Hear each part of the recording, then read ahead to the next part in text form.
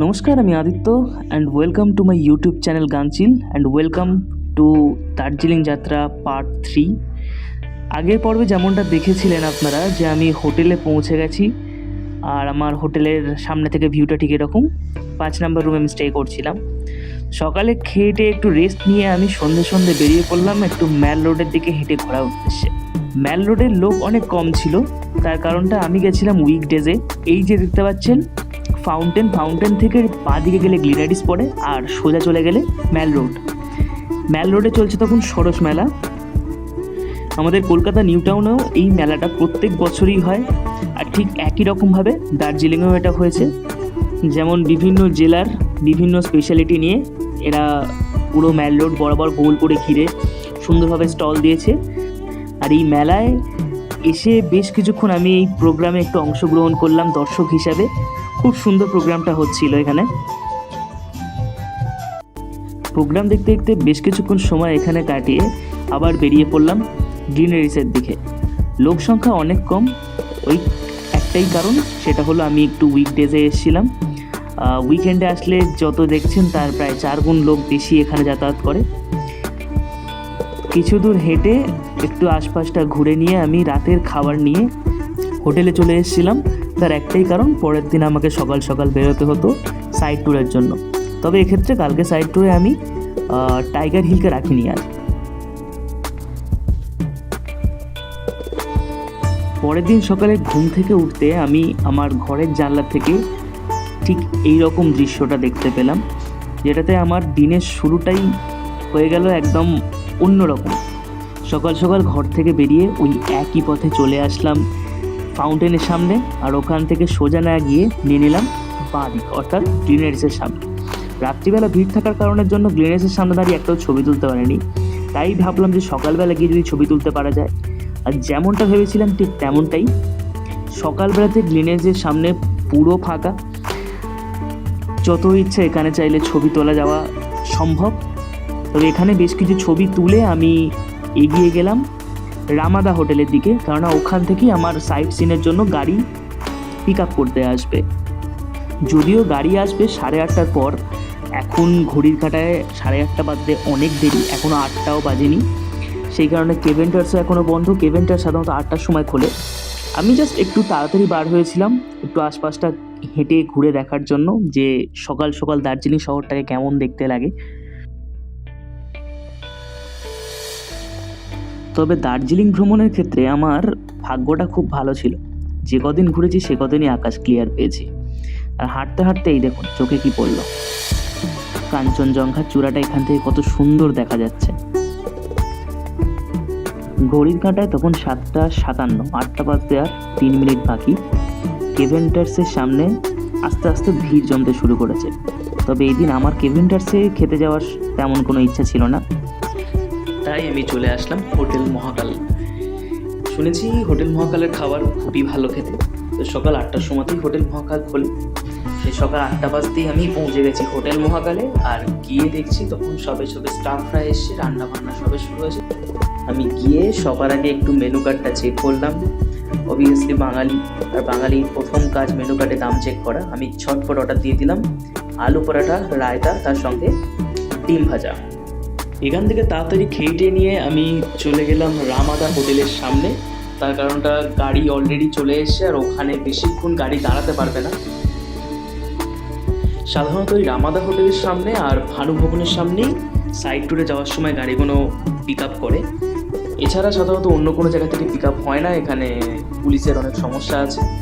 এই চলে এসছে আমার গাড়ি, আর এখন আমার গন্তব্য piece pagoda and Japanese temple.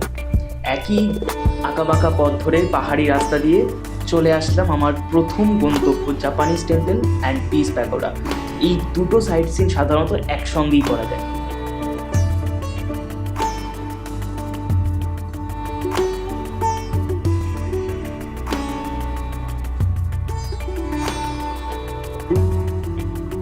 এই হলো জাপানিজ টেম্পল, আর জাপানিজ টেম্পলের ডান দিকে হচ্ছে পিস প্যাগোডা। ওই যে সিঁড়ি দেখা যাচ্ছে ওই সিঁড়ি দিয়ে পিস প্যাগোডার উপরে উঠতে হয়।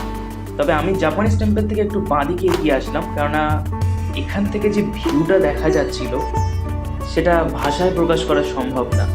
তবে দার্জিলিংয়ের প্রত্যেকটা মোড় থেকে এত সুন্দর ভিউ পাওয়া যাচ্ছিল যে কোথায় ক্যামেরা বন্ধ করব বা কোথায় ক্যামেরা চালাবো সেটা বোঝা দায় ছিল।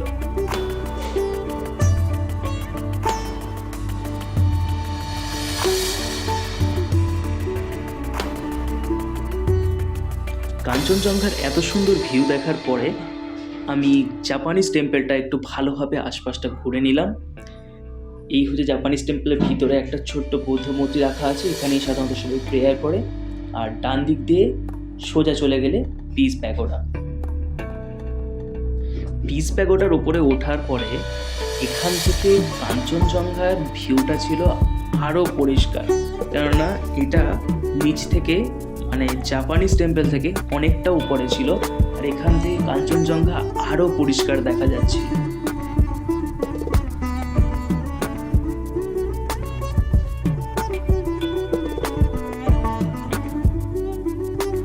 তবে একটু বলে রাখি, পিস প্যাগোডাতে উঠতে গেলে কিন্তু জুতো খোলাটা মাস্ট।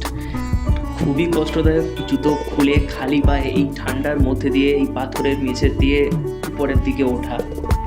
তবে এই ভিউটার সামনে খালি পায়ে ওঠার মতো কষ্টটা কিছুই না।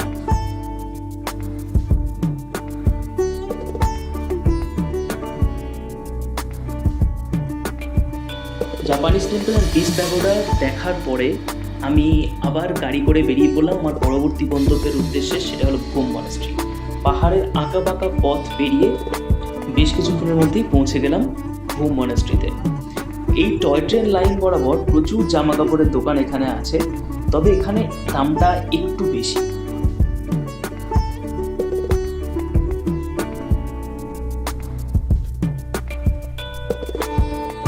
এই দেখুন, এখান থেকেও কাঞ্চনজঙ্ঘার চূড়াটা কত সুন্দর দেখা যাচ্ছে। তবে এই দিন ঘুম মনাস্ট্রিতে কনস্ট্রাকশনের কাজ চলছিল বলে বেশিক্ষণ আর দাঁড়ায়নি।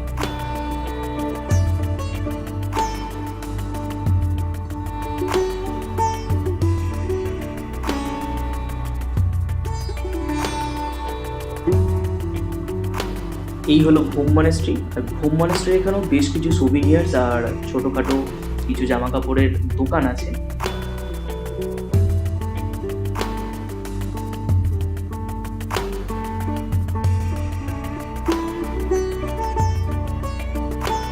ঘুম মনাস্ট্রি ঘুরে আমি চলে গেলাম আমার পরবর্তী গন্তব্যস্থল, সেটা হলো বাতাসিয়া লুপ। গাড়ি আমাদের বাতাসিয়া লুপের টিকিট কাউন্টারের সাইডেই নামিয়ে দেয় এবং ওখান থেকে হেঁটে রাস্তা পার হয়ে আমি টিকিট কেটে ঢুকে গেলাম বাতাসিয়া লুপে। বাতাসিয়া লুপে এরকম ট্রেডিশনাল ড্রেস পরে ফটোশ্যুট করার মতো অনেক অপশান রয়েছে। এগুলো খুবই কম প্রাইসেই করা যাচ্ছিল, লাইক ধরুন 50 টাকা মতো এরকম। দার্জিলিং আসার পর থেকে এখনও অবধি আমি টয় ট্রেন দেখতে না পেলেও বাতাসিয়া লুপে এসে আমি টয় ট্রেনের দেখা পেয়ে গেলাম। তবে একটা না, এখানে পরপর দুটো টয় ট্রেন ছিল, এইখানে একটা আর ঠিক এর পিছনে আর একটা দাঁড়িয়ে আছে, যেটা আপনারা দেখতে পাচ্ছেন। এটা joy ride Darjeeling to Darjeeling. দার্জিলিংয়ের আশপাশটা খুবই আবার দার্জিলিং স্টেশনে এটা নামিয়ে দেয়। আর এই হলো বাতাসিয়া লুপ। বাতাসিয়া লুপ থেকে ভিউটা এত সুন্দর ছিল আকাশ পরিষ্কার থাকার জন্য, আর দূরে যে পাহাড়ি শহর দেখা যাচ্ছিল, ছোট ছোট বাড়িগুলো, জাস্ট ভাষায় প্রকাশ করা সম্ভব না।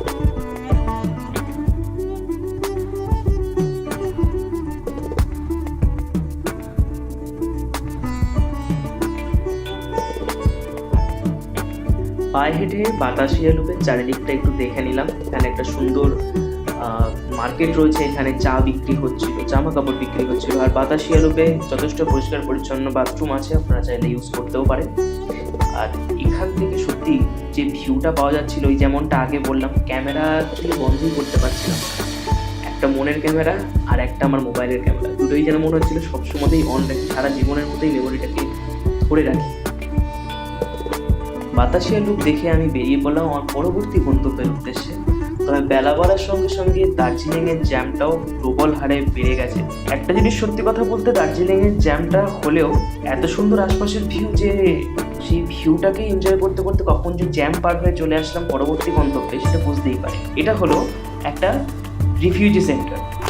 এখানে তিবেতিয়ান রিফিউজিসরা থাকেন আর তারা নিজেরা হাতের কাজ করেন এখানে, সেগুলো বিক্রি করে।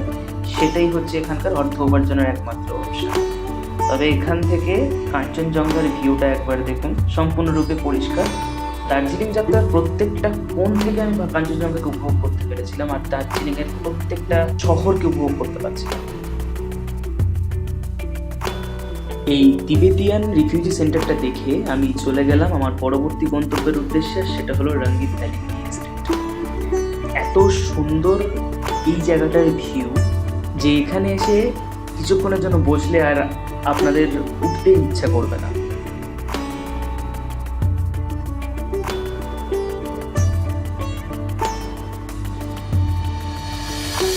মেন রোড থেকে মানে ওই উপরটা থেকে কিছুটা নিচে আসলে এই স্পটটায় যদি চলে আসেন দেখবেন এখান থেকে ভিউটা সম্পূর্ণ অন্যরকম লাগছে।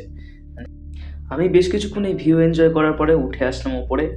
আর টি এস্টেটে এসছি আর চা খাবো না, এটা কোনোদিন হতে পারে?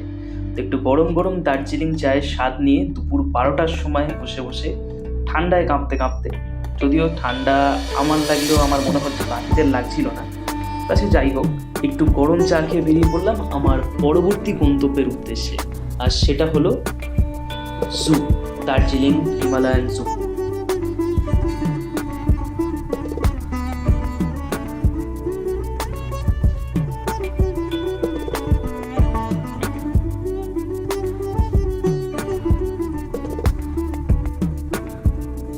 জুয়ে পৌঁছে আমি তো লাইন দেখে অবাক। দুপুর 12টার সময় জুয়ে পৌঁছানোর জন্য এই যে লম্বা লাইনটা দেখতে পাচ্ছেন, সবার পিছনে দাঁড়িয়ে আছি আমি টিকিট কাটবো বলে। তবে বেশ কিছুক্ষণ দাঁড়ানোর পরে টিকিট কেটে আমি এন্ট্রি নিলাম জুয়ের মধ্যে। আর এই হলো জুয়ের ম্যাপ। জুয়ের মধ্যে ঢুকে কয়েক প্রজাতির হরিণ দেখে সেগুলোকে যদিও আর ক্যাপচার করে নিই, কারণ এইগুলো আমরা নর্মালি চিড়িয়াখানায় দেখেই থাকি। আমি চলে গেলাম দার্জিলিং হিমালয়ান ইনস্টিটিউশনের দিকে।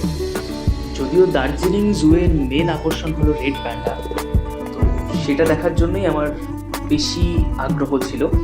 তবে এই হিমালয়ান ইনস্টিটিউশনের দিকে আসলাম একটাই কারণের জন্য, এখানে একটা মিউজিয়াম আছে, খুব সুন্দর মিউজিয়াম। যদিও মিউজিয়ামের মধ্যে মোবাইল ফটোগ্রাফি অ্যালাউ করা হয় না। মিউজিয়াম দেখে আমি বেরিয়ে পড়লাম রেড প্যান্ডা দেখার উদ্দেশ্যে। তবে রেড প্যান্ডা দেখার রাস্তাতে আমি দেখে নিলাম বেশ কয়েকটা পশু পাখিকে।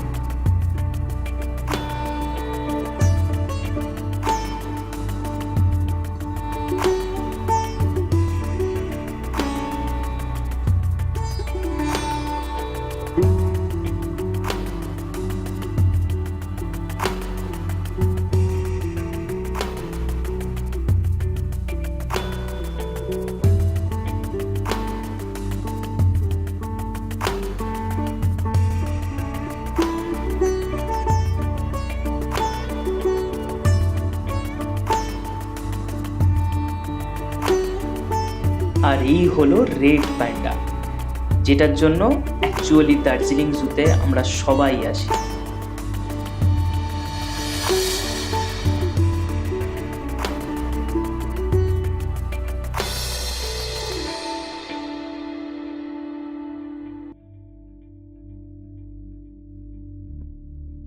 তো রেড প্যান্ডা দেখে আমরা বেরিয়ে পড়লাম আমার বাড়ির উদ্দেশ্যে। এই হলো ঘোড়া রাস্তা বল। গাড়ি আমাকে ভানু ভবনের সামনে নামিয়ে দিয়েছিল। আমি ওখান থেকে হাঁটতে হাঁটতে ঘোড়া রাস্তা বল দিয়ে সোজা এগিয়ে যাচ্ছি আমি আমার হোটেলের দিকে। যেমনটা দেখিয়েছিলাম, আমার হোটেলটা লোয়ার টংসংয়ে আছে। আর এই হলো আমার রুম থেকে আমার ভিউ। এই হোটেলে আমার একটা ফ্যাসিলিটি খুব ভালো লেগেছিল, সেটা আমি এদের রান্নাঘরটা যখন খুশি ইউজ করতে পারছিলাম। তো ফ্ল্যাক্সে একটু জল নিয়ে আমি চলে গেলাম এদের রান্নাঘরের দিকে। তার আগে এই দেখুন, সন্ধ্যের আগে এখান থেকে ভিউটা কেমন দেখা যাচ্ছে। দূর থেকে যেন মনে হচ্ছে মেঘের বন্যা বইছে ওখানে। তো সে যাই হোক, এখানে ইলেকট্রিক কেটলে একটু জল গরম করতে বসিয়ে একটু চলে আসলাম বাইরের দিকে এই ভিউটাকে এনজয় করার জন্য। সন্ধে হতেই আবার বেরিয়ে পড়লাম ম্যাল রোডের দিকে। একটাই কাজ, ম্যাল রোডটাকে একটু হেঁটে এক্সপ্লোর করা। চারিদিকে বেকারির দোকান, মনে হচ্ছিল সব কিছুকে কিনে নিই। তবে এক্ষেত্রে রাতে তো আর তেমন কিছু অ্যাক্টিভিটি থাকে না। ম্যাল রোডটাই আশপাশে একটু ঘুরে নিয়ে রাতের খাবার কিনে আমি চলে আসতাম আমার হোটেলে। আর এই হচ্ছে আমার হোটেলে যাওয়ার রাস্তা, লোয়ার টংসং। আর আজকের ভিডিও আমি এখানেই শেষ করছি। ভিডিওটি শেষ অবধি দেখার জন্য অসংখ্য ধন্যবাদ। দেখা হচ্ছে পরবর্তী ভিডিওতে খুব তাড়াতাড়ি।